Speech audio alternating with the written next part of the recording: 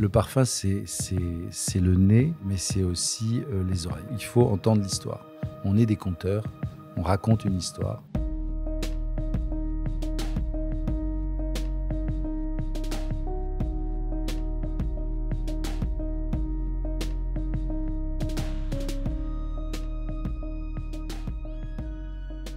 Jean Madar, merci en tout cas de nous accueillir ici. On est au 10 rue Solferino. C'est l'ancien siège du Parti socialiste qui est devenu le siège d'Interparfums. On est resté pendant 25 ans aux Champs-Élysées et on a traversé la Seine parce qu'on a eu une opportunité pour acheter cet immeuble incroyable qui fait plus de 4000 mètres carrés. Il a vu des victoires, des défaites aussi. Des traîtrises. Des traîtrises. Surtout dans cette salle. Hein. Nous, ça c'est peut-être la salle de conseil, mais pour le PS, c'était là où se prenaient les bonnes ou les très mauvaises décisions. Donc c'est assez inspirant. Ça a pris quand même 3 ans pour refaire cet immeuble. On y est bien. Les équipes travaillent confortablement. Oui. Au cœur de Paris. Dans des bureaux emblématiques comme celui de François Mitterrand, par exemple. Celui qui a passé le plus de temps et qui connaît très très bien les lieux, c'est François Hollande. Quand on a inauguré le bâtiment, il est venu avec son humour décapant. Il a commencé à ouvrir des placards pour voir s'il n'y avait pas encore des cadavres qui seraient restés. Mais c'est aussi important pour l'image de la société.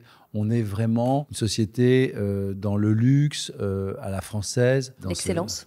Dans l'excellence, en tous les cas dans la recherche de l'excellence. Quand on reçoit nos clients américains ou chinois... Ça crée un événement. Ça fait plus important qu'on ne l'est. Je passe directement au Palm Beach. Le Palm Beach à Cannes, alors. Ce lieu miraculeux qui est un peu la pierre angulaire de la gastronomie, de l'événementiel, de là où on s'amuse. Je dis ça parce que vous venez quand même d'une lignée à votre papa qui travaillait dans l'immobilier. L'immobilier, pour vous aussi, il y a quelque chose de patrimonial, en fait. C'est la deuxième casquette que je porte, cette casquette d'immobilier qui est dans l'ADN de la famille depuis plus de 50 ans. À propos du Palm Beach, on est venu nous voir il y a 5-6 ans en nous disant il y a cette vieille endormie, ce vieux bâtiment qui prend l'eau, c'est le cas de le dire, qui a abrité casino, boîte de nuit, souvent assez ringard. Et pourtant une histoire incroyable. Avec une formidable histoire. C'était des marécages.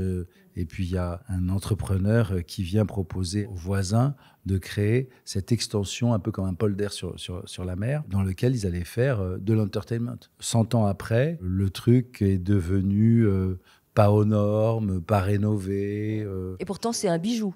C'est un bijou. Donc, ça a été une très grosse rénovation, plusieurs centaines de millions d'euros. Notre famille s'est associée pour reprendre le Palm Beach, pour en refaire une destination d'excellence. Et donc, aujourd'hui, il y a 7 restaurants, tout nouveau casino, mais refait à l'ancienne. Moins de machines à sous, beaucoup plus de tables de roulette ou de blackjack. Aussi avec un esprit à être en costume pour entrer au casino. On revient en fait sur les traditions. On s'habille pour sortir. Ouais, on s'habille pour sortir. On va pouvoir dîner chez Zuma ou chez Namos ou à la Petite Maison. Enfin bref, des grandes enseignes de restauration qui nous ont fait confiance et qui ont investi le Palm Beach. On aura un restaurant italien d'une grande marque qui ouvre en mai. On va avoir un restaurant argentin l'hiver prochain. On avait promis qu'on allait créer beaucoup d'emplois. On a créé plus de 1000 CDI. On a fait ce qu'on aime faire, reprendre un lieu, c'est comme reprendre une marque, la remettre sur pied et créer de la richesse, pas seulement que pour nous, mais pour tous les acteurs. Quand vous annoncez quelque chose, vous allez jusqu'au bout de ce que vous avez annoncé. Ouais, donc il vaut mieux pas trop annoncer dans ce cas-là. Voilà. C'est plus facile. L'esprit, la culture de nos familles, celle de Philippe Benassin, mon associé de toujours, ou la mienne, c'est uniquement de faire ce qu'on a envie de faire. Et donc, on ne va pas promettre des choses qu'on n'a pas envie de faire. Relancer une marque, si on a envie de le faire, on va le faire. Et si on ne veut pas, on a encore cette liberté de pouvoir choisir.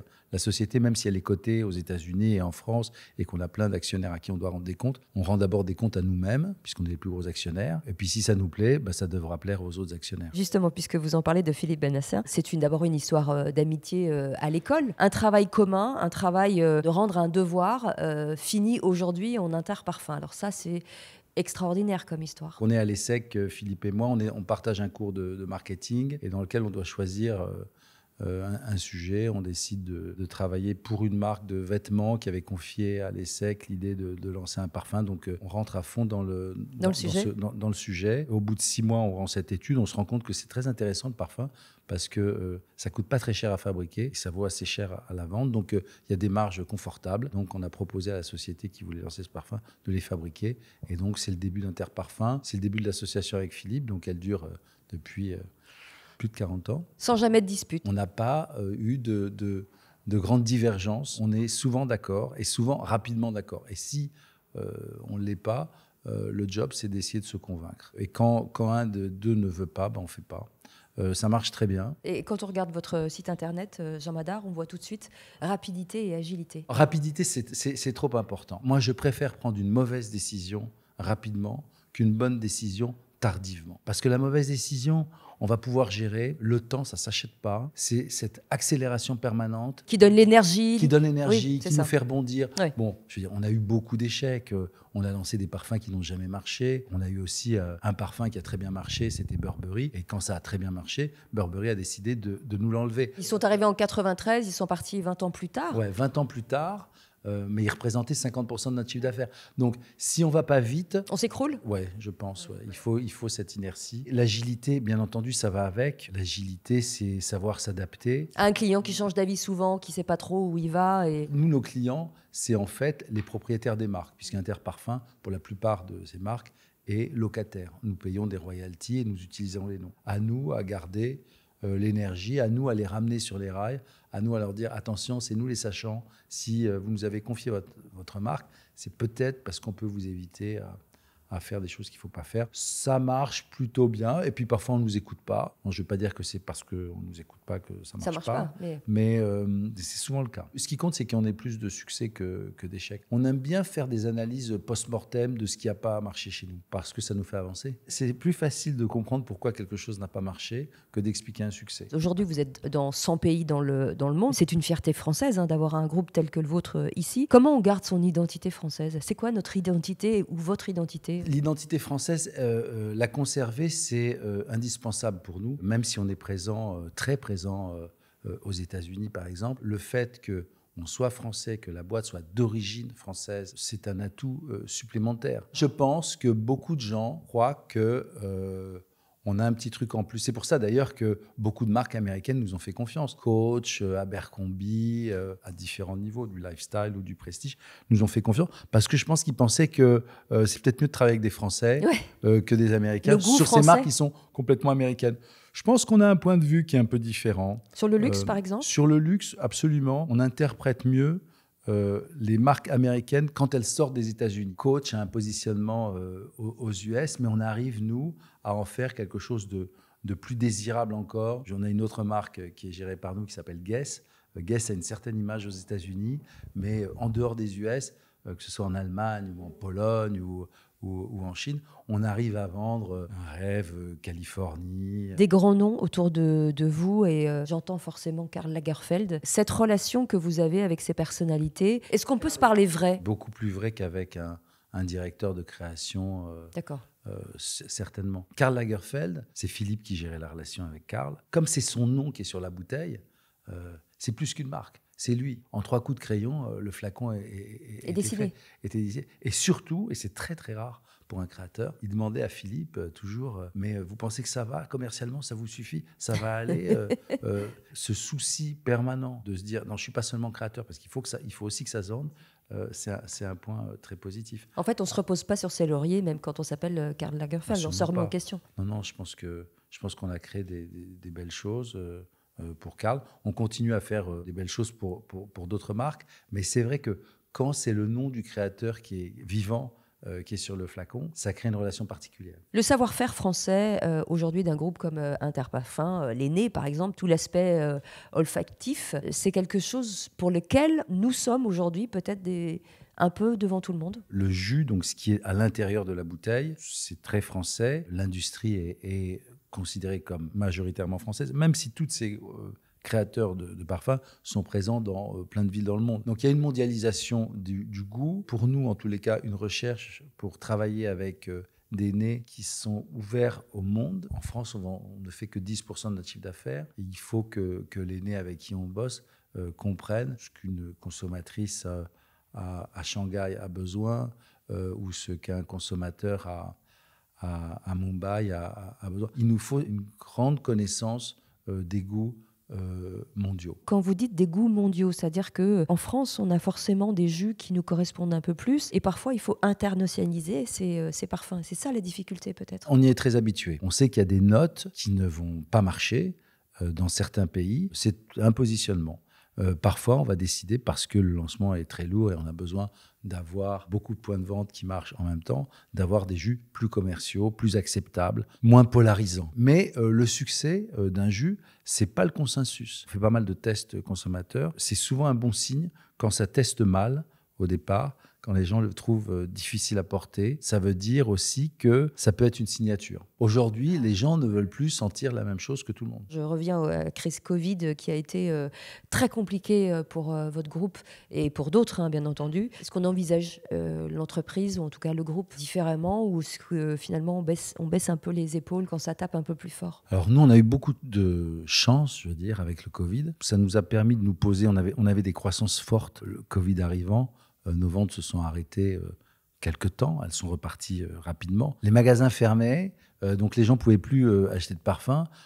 Rapidement, le e-commerce s'est développé en parfum. Donc, on a beaucoup de gens qui ont commencé à acheter du parfum, soit parce qu'ils le connaissaient et donc c'était facile, mais ils ont parfois acheté des parfums sans pouvoir les sentir. Juste sur la com, en tout cas, sur la l'image. Com, Oui. sur l'explication d'un jus, sur la description de la composition olfactive. On a eu en face de nous des clients qui se sont intéressés aux ingrédients, qui se sont intéressés comment un jus était fait. Le parfum, c'est le nez, mais c'est aussi les oreilles, parce qu'il faut entendre l'histoire.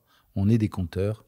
On raconte une histoire. Et nous, ça a été le début de ventes importantes en e-commerce. Chez Interparfums, aucun employé n'a été licencié pendant le Covid. Et en fait, on est reparti assez vite. La crise a duré 1 an. Dans l'histoire d'une société, quand on peut se permettre, c'est rapide. On a l'impression d'avoir des œuvres d'art. Parfois, on se dit que c'est quand même très beau et même sans jus, on a envie de quand même le positionner dans une salle de bain. Vous êtes un amoureux des artistes et on le sait, vous êtes un collectionneur aujourd'hui.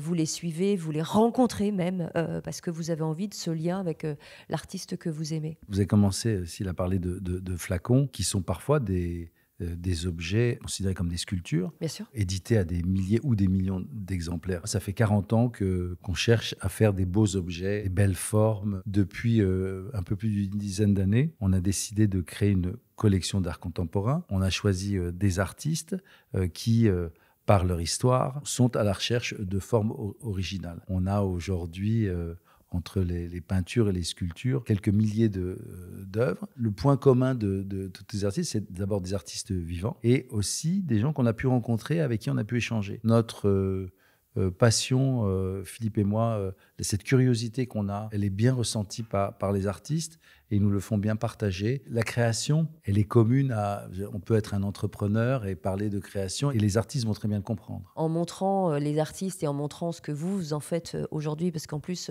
vous les valorisez énormément. Ça n'est pas qu'une collection privée. Ça incite aussi à dire à une jeune génération, l'art est un métier, une vocation et qu'il perpétue justement des savoir-faire français. Les collections sont visitées, on les partage, on les montre, les artistes les expliquent.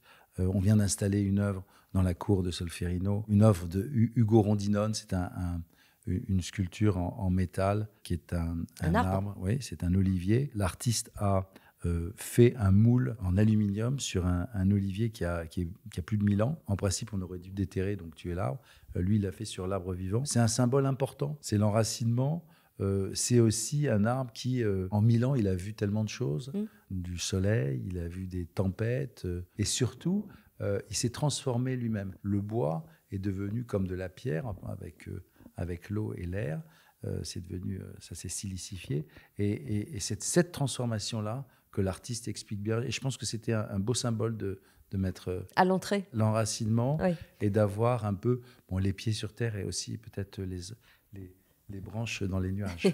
La transmission, Jean Madar, de se dire on a créé ce magnifique groupe avec toutes ses valeurs, tous ses savoir-faire. Peut-être un jour, l'un des vôtres, les plus petits, pourront reprendre ces savoir-faire et les pérenniser le plus longtemps possible. Quand on parle, Philippe Benassin et moi, de transmission, c'est pas tellement une transmission financière au contraire. Ou patrimoniale. Ce qui nous intéresse, c'est comment faire perdurer un état d'esprit des valeurs qu'on a mis en avant dans cette boîte. On a la chance d'avoir 3 de nos enfants, Philippe et moi, la fille de Philippe et 2 de mes filles, qui travaillent dans la société. Aujourd'hui, elles apprennent, elles sont là, elles sont contentes de travailler. On va pas prendre notre retraite tout de suite, mais je pense que c'est un bon signe de dire que Interparfums n'est pas une multinationale, c'est une grosse PME internationale, mais qui restera familiale. Ça rassure les équipes qui travaillent avec nous, de savoir que l'histoire pourra continuer. Elle pourra continuer avec les mêmes valeurs, mais j'espère aussi avec de l'innovation. On ne fait pas de soins ni de maquillage.